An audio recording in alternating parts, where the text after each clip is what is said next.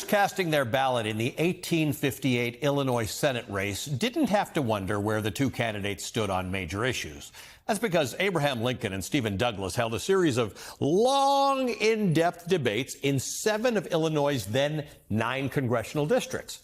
The typical Lincoln-Douglas debate lasted 3 hours, with each candidate delivering an hour-long address before rebuttals. Today's intellectual coliseum looks a little different. In an ever-polarized political ecosystem, genuine policy debate has fallen by the wayside. If you've tried debating someone in your life recently, you may find it difficult to agree on the basic facts of the topic at hand. Everybody grows more insular and is less willing to consider alternative viewpoints in this vicious and self-fulfilling cycle. Which is one reason my friend and our next guest, Mehdi Hasan, waded into the internet rage bait swamp to debate 20 far-right conservatives for the YouTube channel Jubilee. Big swaths of this country, including many young people, have drifted further to the right in the Trump era, and reaching out to at least some of them is going to be crucial in stopping our slide to autocracy. The debate was not particularly smooth. Some of the contestants were openly racist toward Mehdi. One told Mehdi, an American citizen, to get the hell out of the country. Others, he found out, were a far cry from the Reagan-style conservatives that people talk about. At least one was an open fascist. Many were anti-democracy. Most were indifferent to the Constitution. But Mehdi did get to do some actual debating. You find a net negative impact when there's a 10% increase of immigration. You find around a 0.5% decline in wages when it comes to the specific occupations they're going to. So all your studies are flawed. So 0.5%.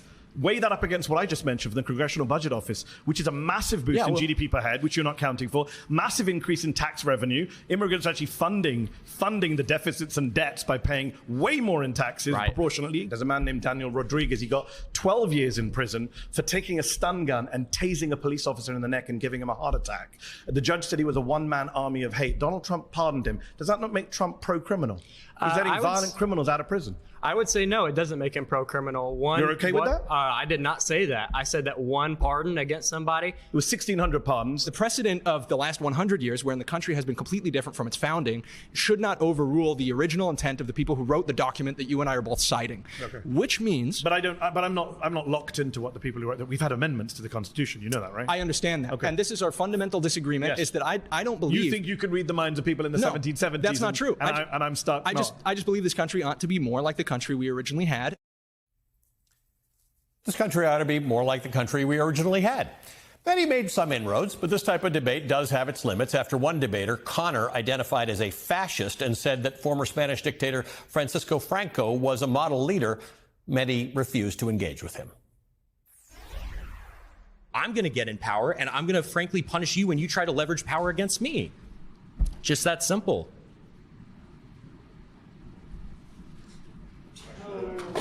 I'm not sure what you want to say. Hey, it is what it is. Okay. Yeah, and you're a real good journalist because you don't talk to people who identify as like a political ideology. I mean, that's a very liberal idea. I don't debate fascists. Mehdi Hasan, my great friend, joins me now. He is the editor-in-chief of and CEO of Zeteo News. He's the author of the book, Win Every Argument, The Art of Debating, Persuading, and Public Speaking. Mehdi, between that and what just happened before that with Trump, this is quite a day to talk about debating, so I appreciate you being here. Thank you for having me, Ali, and only you could start a segment with Lincoln and Douglas. Let's talk about this discussion, and you've had it, and I know this, the discussion about how much to engage with people like this. You do have a line, and you drew it. Describe the balance between taking on beliefs, arguing them, debating them, and what some people will refer to as platforming, nonsense. How do you square this in your head? It's a great question, and it goes to the heart of our current politics, because I have, for 20 years, had a no platforming of fascist policy as a journalist, both in the UK and in the US, both in my kind of private life when I'm appearing in events and my professional life when I'm hosting people on my show. The problem we have now, of course, Ali, as you know better than me, is in this country, fascism has gone mainstream. One of our two major parties used to be a conservative party with a fascist fringe. It's now basically a fascist party with a conservative fringe. So if you want to engage in political debate, you can't really avoid the fascists or the neo fascists or the fascist adjacent folks, because they're all over Fox and they're all over the Republican Party. They're all in the White House and the administration.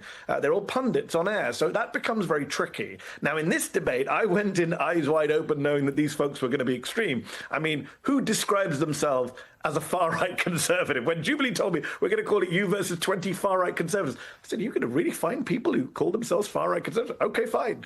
So I knew they would be extreme. I knew they were going to be defending Trump and defending all sorts of nonsense. What I didn't expect is kind of open racism of the kind we haven't seen for a long time, where people are telling me to my face to get out of the country. People are telling me that, you know, white people are Native Americans. People are telling me that I'm a fascist, as you just saw that guy Connor say. And I had to say, at this point, I'm not debating you. And it's very simple point. It's not about being afraid or being politically correct. Fascism is a form of violence, right? Fascism is not democratic. Fascism has no interest in political or racial equality. And therefore, what is the point of debating with someone who doesn't believe in debate, doesn't believe in democracy? The telling moment in that debate is when Connor says, yeah, I'm just doing this to get my argument across. Like the problem we have right now, those of us who believe in debate, is how do we do it in a way where we don't allow these fascists to use debate as a way of both laundering their ideas, mainstreaming themselves into respectability, but also using it to undermine democracy itself, like one election, one time, as he himself admitted. So let's stay with Connor for a second. I want to play a clip from Connor the fascist, self-described fascist, that gets to the point that we were discussing, that autocracy can arise through democratic means.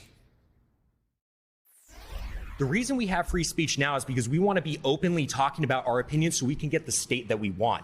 But it doesn't mean upholding free speech after we win. Again, I mentioned the only good thing about this fascist moment we're in is that you guys are so open about it. I mean, that was wild. I actually had to, I watched it and then I had to read it in print to understand that again. We talk about our opinions so we can get the state we want. Doesn't mean a fully free speech after we win again. Yep. And he even talks about the fact that once they get their leader, that's it. The leader's in. The benevolent dictator, in his mind, is in, taking out enemies. And look, this stuff is not as fringe as we once thought. A lot of people have criticized me for doing this debate, and it's a legitimate criticism. I get it. I might criticize me in a different scenario. But let me just be devil's advocate. And yeah, literally devil's advocate, is in this case, the redeeming feature of this stuff is you see it out in the open. A lot of people in our country, right. You know this, you and I had many conversations before the last year's election. There are people who are in the center ground, there are people on the left, liberal left, who are still in denial about what is happening in our country, who are still thinking it can't happen here, who still think, oh, this is alarmism or hyperbole from you journalist folks, who still think, well, the institutions will protect us. And this is the real problem. We have a growing, I'm not saying those people are the majority of Republicans or the majority of Trump supporters. I am saying they are a vocal and young minority who are growing in numbers, especially online. And we need to be very aware. These people, you know, some of them said some dumb, ignorant stuff, yes, but some of them know what they're doing. Some of them are very savvy in their far-right approach to politics. They're well-coordinated. What I discovered after doing the show is that a lot of them are influencers online. They're already interconnected. And a lot of our young kids are going online and going down this rabbit hole. Young people, people of color. It is a truly radicalizing moment. You were talking to Tim Miller on the Bulwark podcast, and you told him you came to debate 4 topics: crime, the Constitution, immigration, and Gaza. You tried many times to talk about 4 topics. They mainly wanted to talk about immigration and you in some cases. I think the case is now closed for anyone who's still ludicrous to believe that. Remember the debate from 2016, Ali? What drove the Trump MAGA base? Was it economic insecurity or was it racial resentment? I think if you spend an hour and a half watching that Jubilee debate on YouTube, I think it's pretty clear what drives the core of the MAGA base. It is racial resentment. It is cultural resentment. It is the browning of America. When they say make America great again, they're very explicit that it means make America white again. It means going back to not just the 1950s, but the 1770s.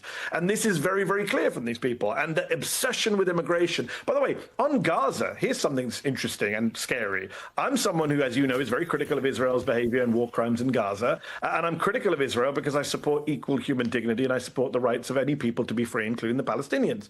These folks actually didn't want to debate me on Gaza. They actually said, we agree with you on Gaza. But why? because they're anti-Semites, a lot of them. A lot of them don't like Israel because they're anti-Semitic. And we haven't talked very much in this country about the old school anti-Semitism being alive and well on the far right, including in the Trump base. We have a president who talks about Shylock bankers and has dinner with a Holocaust denier. This too is part of the new far right phenomenon, the old anti-Semitism. Meanwhile, we have groups like the ADL and others just obsessing over pro-Palestinian students on campus and a placard about Palestine. Meanwhile, these guys are back with some of the worst anti-Semitic tropes and conspiracies we've seen for years. So that's another disturbing part of this debate. Yeah, you had an actual sort of guy who didn't think the Holocaust was that big a deal on the panel as well. One moment that didn't go all that viral was a brief conversation you had with somebody named Edwin, who spoke to you about his journey as an undocumented immigrant. Let's listen. Actually, I was an illegal immigrant myself.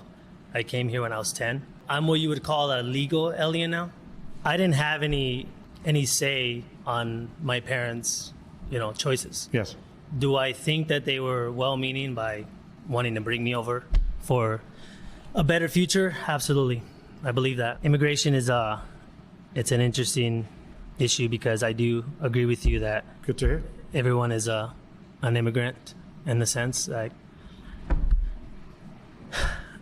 Can you tell me a little bit more about your journey? I've been here 10 years. I'm a proud American citizen. I'm a dual national. I'm British. I'm American. And I am an immigrant who's contributing to this country. So, yes, I'm very much proud of America's immigrant heritage. I'm part of it. And despite what one of the other people said on this show earlier, everyone here, unless you're Native American, is a descendant of immigrants. Sorry, you've been voted out. Okay, so for people who are not familiar with Jubilee, sorry you've been voted out. When the others in the room think that you're not doing a good job, either you're losing the argument or you've lost the argument intellectually, they vote you out. So in the middle of what I think might have been the most nuanced part of that 90 minutes, the most interesting part of that 90 minutes, where the guy actually inquired about your journey, boom, out. Boom, out, because what was he doing there? I mean, look, this was a group of about 20 people, of which I counted maybe 3 or 4 non-white people. And what was interesting is I always find, Ali, you like me, we find, those of us who are brown watching the right, always find it fascinating when we see our fellow browns in that group. And we think, what are you doing there? They'll never love you. And there was this moment where poor old Edwin's sitting there. He's arrived as a far-right conservative. He's arrived, I presume, as a Trump supporter. And then he looks around the room and he realizes what group he's in. At one moment, he said to me, I think he said, I don't agree with these racists behind you. So he realized that some of the people in that group don't have his best interests at heart. There is this moment, as we know, since January 20th, where a lot of Latino voters for Trump have kind of woken up and said, I didn't know he would go after my abuela. I thought he was going to go after, the criminals and the violent. You've seen many examples of Latino American Trump supporters now suddenly waking up and going, oh my God, I did not know this would happen to me and my family. Edwin was bold to talk about his own personal story. I was worried for him in that moment. We're sitting in a warehouse in LA. A, I'm worried about his security with these people he's going to have to go back into a green room with. B, I'm worried whether they're going to call ICE on him because he's a legal immigrant now, but he's sitting there saying, I was an illegal immigrant. Who knows what the parent status are? He's covered in tattoos, which, as we know, ICE now automatically says if you have a tattoo, you're a gang member. Right. And I was actually worried for this guy's safety and security that he had the boldness to come out and talk about his experience. Of course, we've seen Trump's support amongst Latinos crater since January 20th. They were bragging about how many Latino votes they had won last year, which was remarkable. I won't deny that. But it has cratered this year as they've seen the kind of fascist ICE Gestapo militias go round up Latino American citizens in places like LA. I got less than a minute left, but I have to ask you, a week later, would you do this again? No, I probably wouldn't do it again because again, out of choice, I wouldn't sit down with fascists and white supremacists who tell me to get out. I'm a brown-skinned immigrant American. Nobody should have to go through that kind of stuff. Yeah, interesting. You had to have a conversation with somebody about the fact that you are both an immigrant and an American citizen. They felt that those two things don't really work together. Thanks, my good friend. I appreciate it. This is one of those things, Mehdi. I'm glad you did it, so I don't have to. Mehdi Hasan, my good friend, is the editor-in-chief and CEO of